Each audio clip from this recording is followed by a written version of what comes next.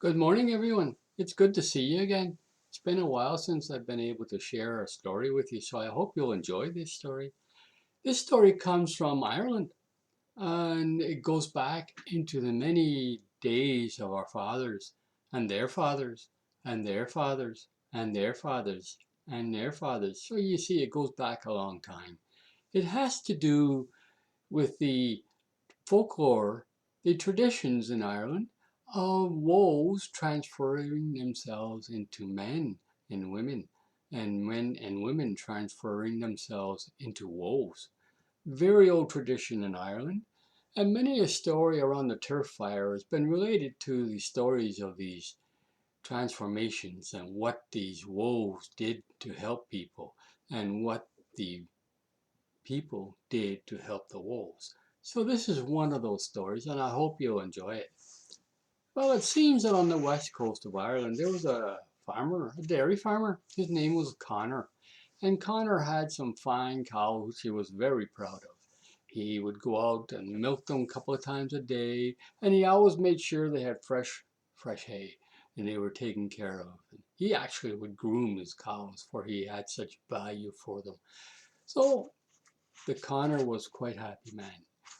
One morning the Connor went out to his field to see the cows and to check on them, and two of the cows were missing.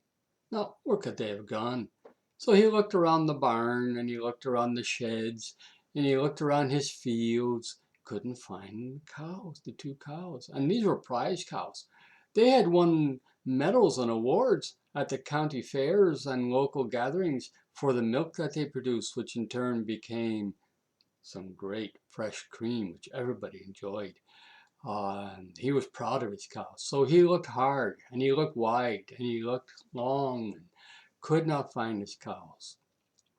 So about noontime, O'Connor decided he would put on his great coat and put on his cap and take his hawthorn stick and go out and find his cows. Because he figured that the gate may have been opened and the cows may have gone through the gate and wandered off, as cows would do. So off he went. And Connor walked the trails and the walkways around his farm. He looked into neighboring farms, and he kept walking and wondering, but nay, could he not find his missing two cows? And he kept looking, and he kept looking. And so be it came that finally, at the end of the day, it was getting dark. And as he looked out over the west coast, he could see those dark, ugly clouds coming in from over the Atlantic. And it kind of concerned him because he could feel the increase in the wind speed as it hit him. And he pulled his coat tight around him and he pulled his hat down more, bundled up, and he kept looking for his cows. But he began to realize it was just getting too dark and he would not be able to find his cows in this darkness. And he was kind of far from his home to head back for the shelter for the night. So he suddenly realized he was going to have to spend the night in the fields. Oh, it would be a wet night. It would be a cold night, for the wind was blowing and the rains were coming. He could see the wall of rain approaching from out on the Atlantic towards the land. And Connor grew concerned.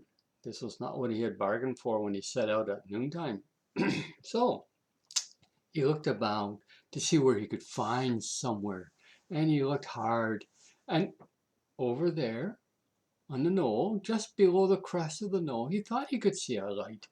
Now he thought to himself, what would there be a light out here for?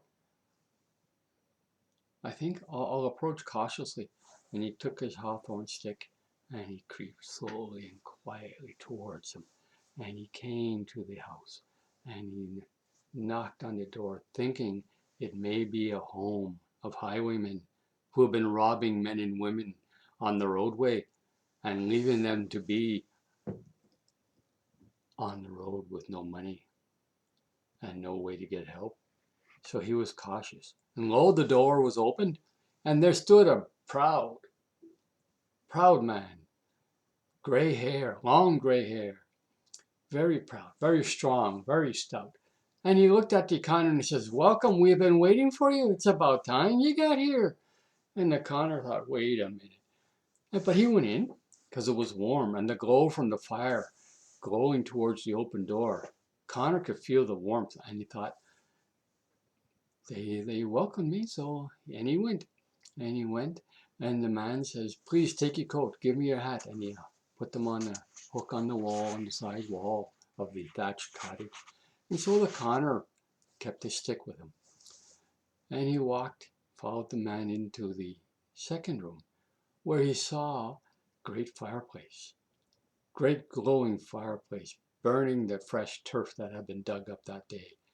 The smell of turf warms the hearts of any Irishman anywhere. And he sat down next to the man, and the man introduced him to his wife, who was bent over a great cauldron on the fire. And she was stirring and stirring and stirring. And the Connor looked at her. She was a beautiful woman, long red hair going down to her back, to her waist, beautiful green, piercing green eyes. And the Connor thought, whoa, this is amazing. And when she smiled, her teeth glittered with the whiteness, and her incisor teeth showed to be pointed, and they looked to be as sharp as ever. So the Connor thought, whoa, I'll keep my stick close to me, for if it does get to be a fight, I'll have my stick, and I can put up a good fight. I may not win, but I'll put up a good fight. And so they sat down, and the good woman turned to him and said, "Oh, Connor, would you like a cuppa?" And of course Connor said yes, and he took the cuppa, and he started sipping on the cuppa.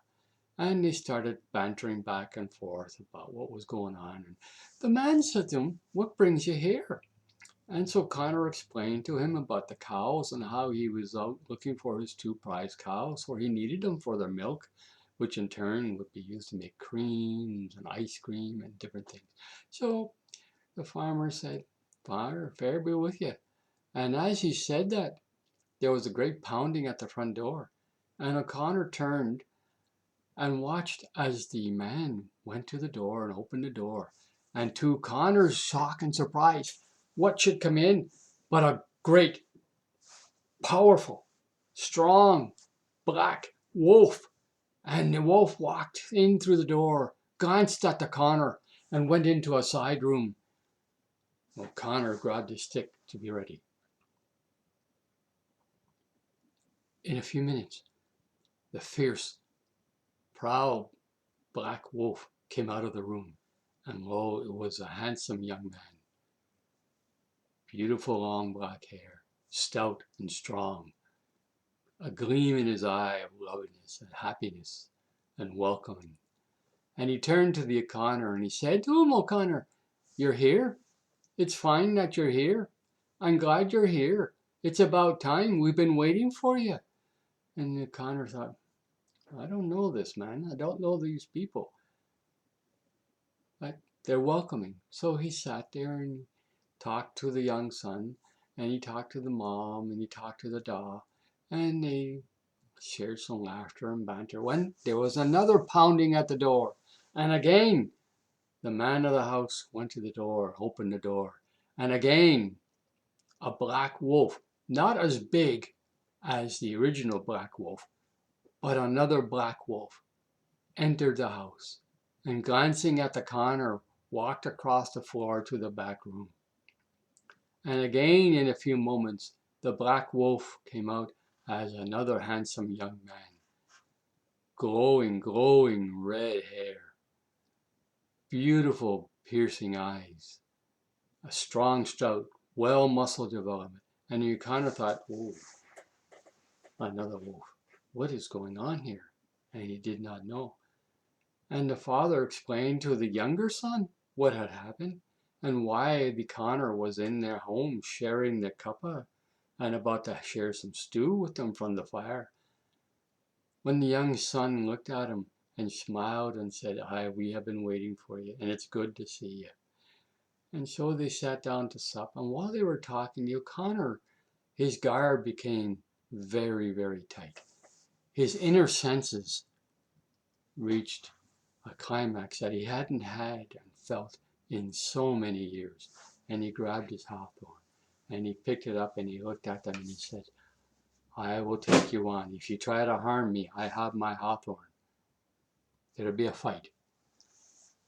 And with that, the Connor stood up and he put on his coat and hat and he went to walk to leave the home. And they all turned to him and said, "Please do not go. You are more than welcome here." And the middle son, the younger son, turned to the O'Connor and said, "Do you remember one day in the glen on your farm? You were walking about and you came upon a young wolf that was near death. And when you looked at the young wolf, you saw a thorn in his side. And from the thorn wound, blood was pouring out, and the poor wolf was near death. And what did you do?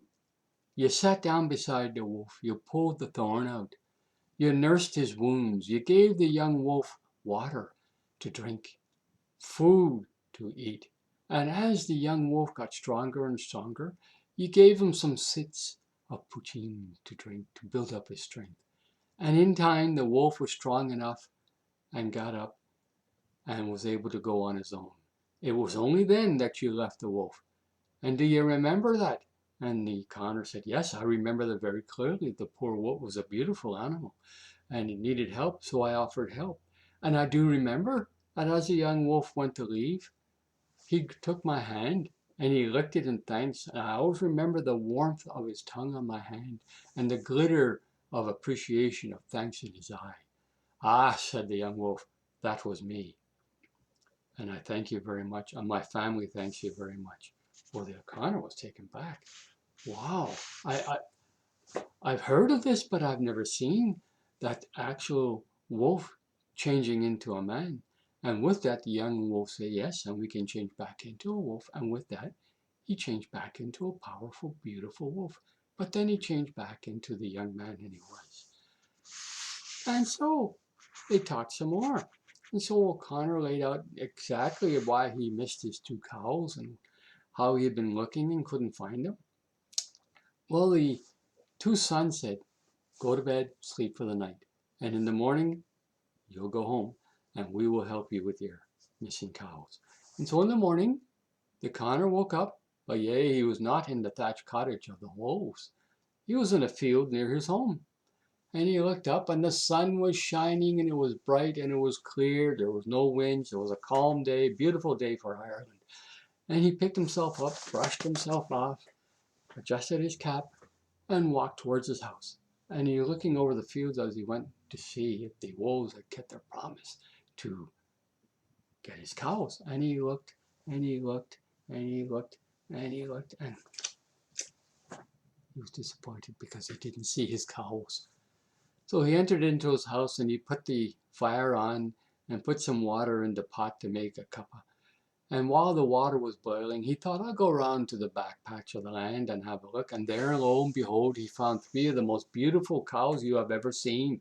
The lines on these cows were absolutely perfect. They were stunning cows. Friendly, he went to them and they came to him. And he looked at them and he said, "These are not my cows. They must have been lost from another farmer's fields."